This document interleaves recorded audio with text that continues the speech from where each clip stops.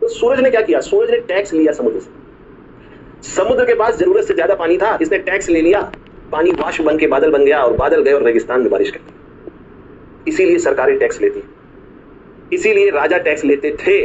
और आज की सरकारें, आपको जानकर बड़ा कष्ट होगा, शायद आपकी आंखें खुल जाएंगी, पहले के समय में जितने टैक्स लिए जाते थे उनसे ज्यादा टैक्स लिए अंग्रेजों ने हमसे, और अंग्रेजों से कई गुना ज्यादा टैक्स हम आज दे रहे हैं।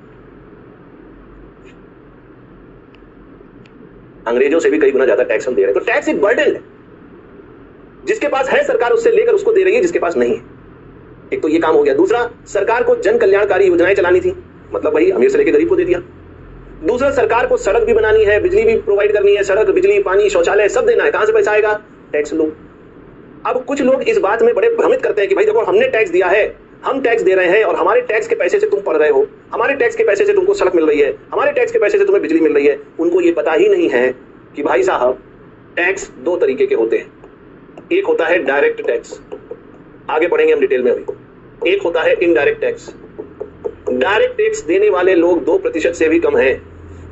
टैक्स वही देगा जिसके पास नौकरी होगी, रेगुलर इनकम होगी, वही तो टैक्स देगा। लेकिन इनडायरेक्ट टैक्स सब लोग देते हैं। 2 रुपए का बिस्किट का पैकेट भी जाकर खरीदते हैं ना, तो उसमें भी आप टैक्स चुका रहे हैं।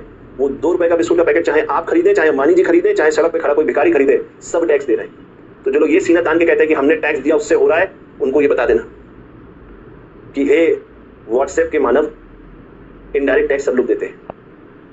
बात समझ में आ रही है? अरे यस और नो?